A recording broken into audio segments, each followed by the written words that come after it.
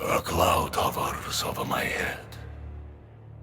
It tells me, forget your Tatar identity. No friend.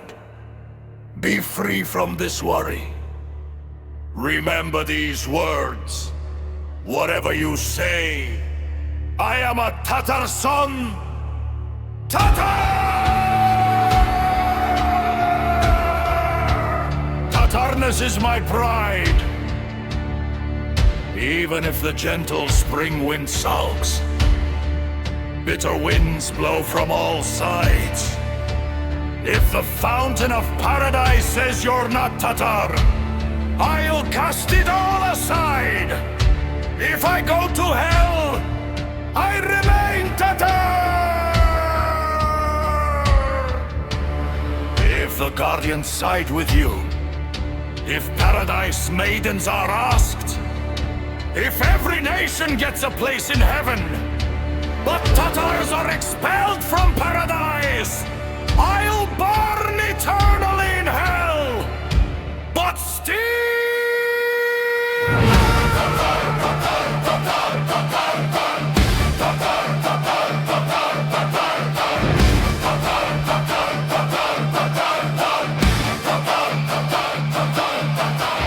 baş üstünde dolaşıyor bir bulut. Bana diyor Tatarlığı sen unut. Hayır dostum, sen bu dertten farıyor. Şu sözleri hatırında ey tut. Sen ne dersen Tatar oğlu Tatarım. Tatarlıktır mabihil iftiharım. Latif bahar rüzgarı küserse, dört taraftan akır yerlere serse. Baş üstünde dolaşıyor bir bulut. Bana diyor Tatarlığı sen unut. Hayır dostum, sen bu dertten farıyor.